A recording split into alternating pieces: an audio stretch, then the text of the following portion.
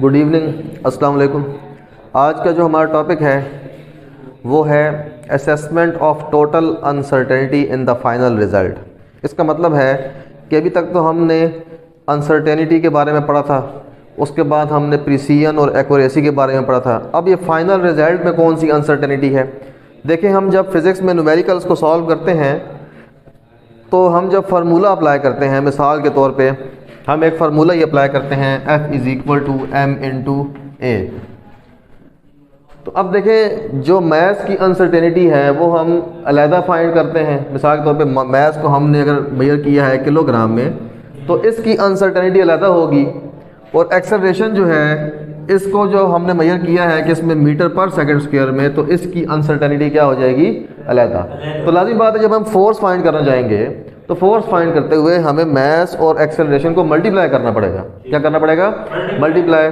तो अब उस वक्त फिर अनसर्टेनिटी फोर्स में कितनी आ जाएगी वो हम कैसे कैलकुलेट करेंगे, उन रूल्स को जो है हम इस टॉपिक के अंदर पढ़ेंगे। क्योंकि हमने तो मास की इंडिविजुअल कैलकुलेट कर ली, एक्सेलरेशन की इंडिविजुअल कैलकुलेट कर ली, लेकिन फोर्स की कैसे हम कैलकुलेट करेंगे। या हम अगर इन दोनों को मल्टीप्लाई करते हैं तो हम अनसर्टेनिटी को क्या करेंगे, मल्टीप्लाई करेंगे, आपस में डिवाइड करेंगे या माइनस करेंगे, क्या करेंगे हम अनसर्टेनिटीज़ को कि हमारा जो फाइनल रिजल्ट है वो भी हमारे पास एक्यूरेट आ जाए। तो ये रूल्स जो हैं हम इस टॉपिक के अंदर स्टडी करेंगे, ठीक है ना। तो पहला जो हमारे इसके अंदर आपके पास 5 केसेस दिए हैं बुक के अंदर, ठीक है ना। तो हमारे पास पहला केस है फॉर एडिशन एंड सब्सट्रैक्शन, ठीक है ना। अच्छा, जब भी हम किसी दो नंबर्स को फार्मूले में लगाने के बाद, फार्मूला अप्लाई करने के बाद हम दो नंबर्स को प्लस करते हैं या माइनस करते हैं, उस वक्त हम क्या करते हैं, हम उन दोनों की एब्सोलूट अनसर्टेनिटीज़ को ऐड करते हैं। क्या करते हैं जी, एब्सोलूट अनसर्टेनिटीज़ को हम क्या करते हैं, ऐड करते हैं। और ये बात आपने याद रखनी है कि एब्सोलूट अनसर्टेनिटी जो है वो किसी भी इंस्ट्रूमेंट के लीस्ट काउंट की इक्वल होती है। आगे समझ के नहीं आ गई, ठीक है ना। तो जब भी हम फार्मूला अप्लाई करें, और उस फार्मूले में एडिशन हो रही हो या सब्ट्रैक्शन हो रही हो, तो हम क्या करते हैं, हम फॉर टोटल अनसर्टेनिटी को फाइंड करने के लिए क्या करते हैं, एब्सोलूट अनसर्टेनिटी को विल बी एडेड, यानी कि एब्सोलूट अनसर्टेनिटी को हम क्या करते हैं, प्लस करते हैं। यानी कि जितनी भी मेजरमेंट को हम प्लस कर रहे हैं या माइनस कर रहे हैं, उन सब की जो एब्सोलूट अनसर्टेनिटीज़ हैं उनको हम क्या करेंगे, प्लस करेंगे। उन सब को हम क्या कर लेंगे जी, प्लस करेंगे, ठीक है ना। अब हम एक एग्जांपल करेंगे जिससे आपको इसकी समझ आ जाएगी, ठीक है ना। मिसाल के तौर पे हमारे पास ये पॉइंट O, ठीक है ना। तो एक बॉडी जो है वो यहाँ से मूव करती है, ये पॉइंट है हमारे पास x1, क्या है जी, x1। और ये बॉडी जो है वो सेंटीमीटर में फासला तय कर रही है। किस में तय कर रही है जी, सेंटीमीटर में। और यहाँ पे हमारे पास ये पहुँच जाती है जी x2 पे पहुँच जाती है। क्या पहुँच जाती है, x2 पे। और आप जानना चाहते हैं कि बॉडी ने x1 से x2 तक कितना फासला तय किया है।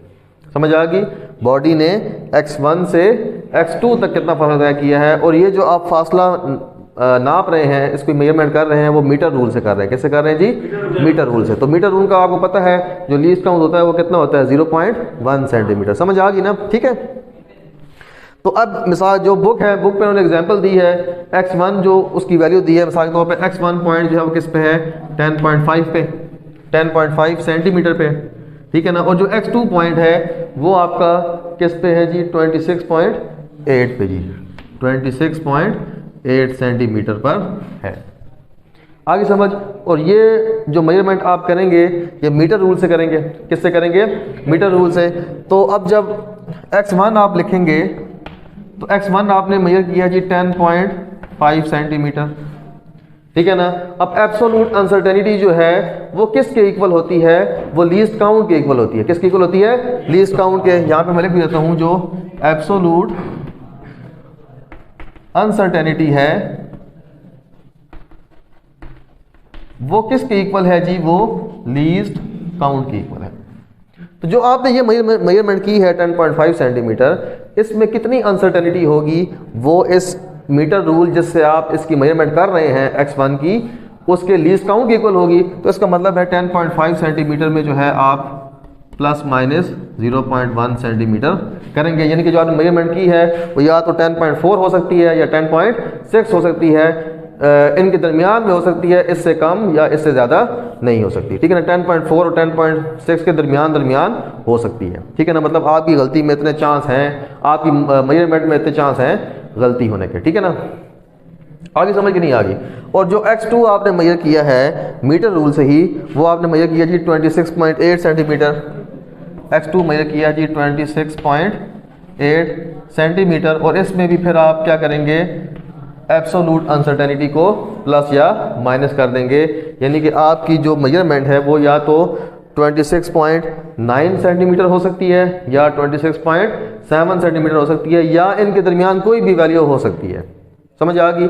ये 26.7 से कम नहीं हो सकती या 26.9 से ज़्यादा नहीं हो सकती। अब आप जानना चाहते हैं कि आपने x1 से x2 तक कितना फासला तय किया है, तो आप वो डिस्टेंस कैसे फाइंड करेंगे?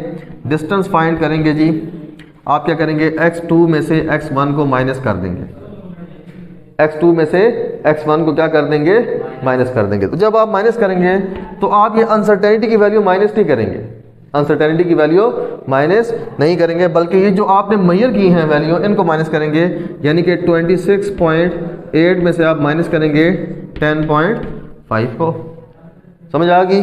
और हमारे पास जो आंसर आएगा इसको सॉल्व करने से वो आता है जी 16.3 सेंटीमीटर। 16.3 सेंटीमीटर। देखिए 16.3 सेंटीमीटर तो आ गया, यानी कि आपने यहाँ से लेके यहाँ तक 16.3 सेंटीमीटर का डिस्टेंस जो है वो तय किया है। ठीक हो गया, यानी कि ये इस फासले की लंबाई आपके पास 16.3 सेंटीमीटर आ गई। लेकिन अब इसमें अनसर्टेनिटी कितनी है? अनसर्टेनिटी तो आपने अनसर्टेनिटी को तो सॉल्व नहीं किया ना। समझ आ गई? आपने तो सिर्फ डिस्टेंस निकाला है। अब इसमें गलती के आपकी गैर यकीनियत की गुंजाइश कितनी है इसमें, उसके लिए आप क्या करेंगे? टोटल अनसर्टेनिटी फाइंड करेंगे। क्या फाइंड करेंगे जी? Total uncertainty. तो अब आपने अभी ऊपर रूल पढ़ा है कि टोटल अनसर्टेनिटी एडिशन और सब्ट्रैक्शन के केस में हम एब्सोल्यूट अनसर्टेनिटी को क्या करते हैं? ऐड कर देते हैं। एब्सोल्यूट अनसर्टेनिटी को हम क्या कर देते हैं? ऐड कर देते हैं। अब देखें यहाँ पे ये सब्ट्रैक्शन हो रही है ना, क्या हो रही है? सब्ट्रैक्शन हो रही है। तो सब्ट्रैक्शन में हम क्या करेंगे? जो हमारे पास अनसर्टेनिटीज़ हैं उनको ऐड कर देंगे। उनको क्या कर देंगे? ऐड कर, उनको जमा कर देंगे। चाहे हमारी जो मेजरमेंट है फार्मूले की उसमें माइनस हुए हैं, लेकिन अनसर्टेनिटीज़ क्या हो जाएंगी? प्लस हो जाएंगी। अनसर्टेनिटीज क्या हो जाएंगी? प्लस। चाहे एडिशन हो रही है चाहे सब्ट्रैक्शन हो रही है फार्मूले में, आपने उस वक्त एब्सोल्यूट अनसर्टेनिटी को क्या करना है? आपने उस वक्त एब्सोल्यूट अनसर्टेनिटी को ऐड कर देना है। तो वापस आएगा 0.1 प्लस 0.1 और ये कितना आ जाएगा? 0.2 सेंटीमीटर। ठीक है ना। तो फाइनल मेजर्ड वैल्यू कितनी आ जाएगी? फाइनल वैल्यू वापस आएगी 16.3। ठीक है ना, प्लस माइनस 0.2 सेंटीमीटर। आगे समझ के नहीं आ गई? ठीक है ना, यानी कि आपकी जो फाइनल वैल्यू है इसमें इतनी गलती के चांसेस हो सकते हैं। आगे समझ के नहीं आ गई? ठीक है ना।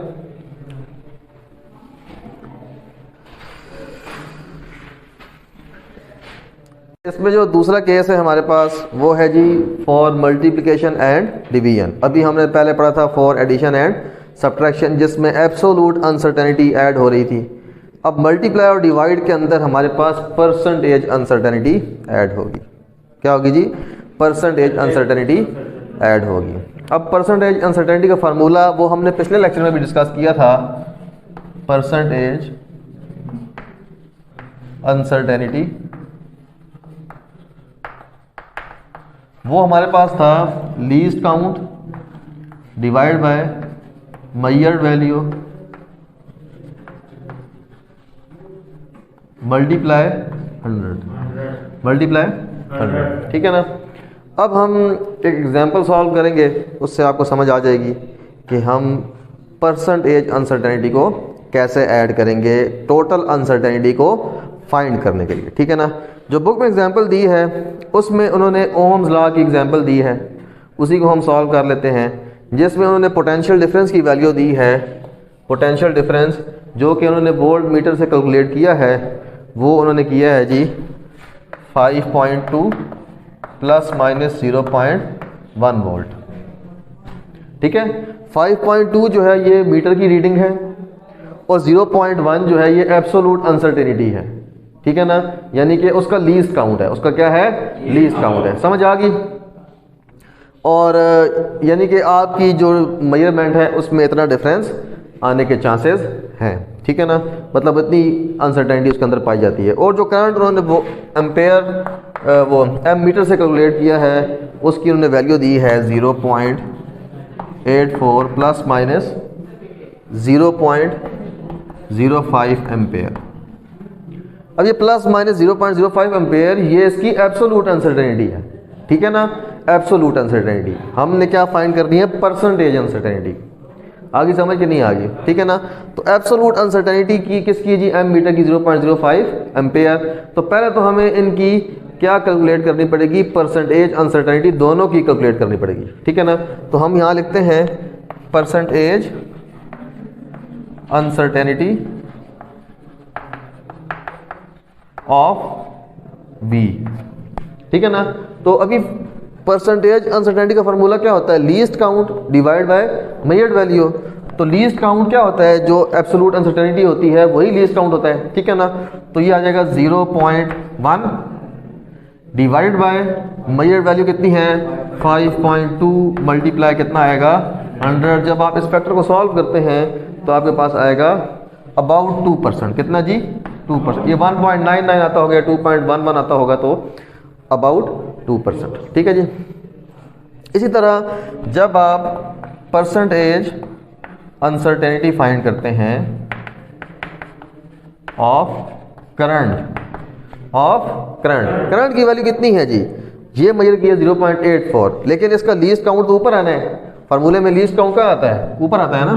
तो वो आ जाएगा 0.05 डिवाइड बाय 0.84, ये इसकी मेजर्ड वैल्यू, मल्टीप्लाई क्या आ जाएगा 100। तो जब आप इसको कैलकुलेट करते हैं तो ये आती है तकरीबन 6%। ये आपके पास percentage uncertainty in the potential difference है और ये percentage uncertainty in the current है, ठीक है जी। मेजर आपने इसमें आर की वैल्यू करनी है, क्या करनी है जी, आर की वैल्यू। अब मेजर करते हैं फिर हम आर की वैल्यू। देखें आपने ओहम्स लॉ पढ़ा है, ओहम्स लॉ वो छोटी क्लास में पढ़ा था ना आपने, वो था V is equal to I R. तो अगर आप आई आर को निकाल लें यहाँ से तो वो क्या आ जाएगा V ओवर आई, ठीक है ना। तो अब वैल्यूज पुट कर दें। देखिए V की वैल्यू कितनी दी है यहाँ पर 5.2, कितनी दी है 5.2, आई की वैल्यू कितनी दी है 0.84। इसको जब हम कैलकुलेट करते हैं R को तो हमारे पास R की वैल्यू आ जाती है जी 6.19 वोल्ट का जो पोटेंशियल डिफरेंस होता है उसका यूनिट होता है वोल्ट, ठीक है जी। और करंट का होता है एम्पेयर, तो वो ऊपर जाके बन जाएगा वोल्ट पर एम्पेयर।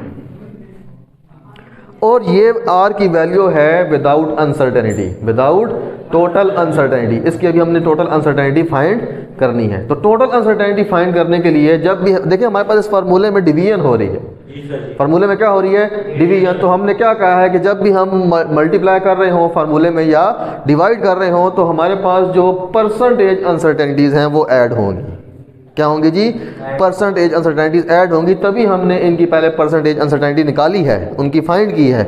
अब हम टोटल अनसर्टेनिटी जब निकालेंगे, टोटल अनसर्टेनिटी वो क्या आ जाएगी, हम क्या करेंगे इन दोनों की परसेंटेज अनसर्टेनिटीज को क्या कर लेंगे, ऐड कर लेंगे। 2% प्लस 6%, तो ये कितना आ जाएगा 8%, ठीक है ना।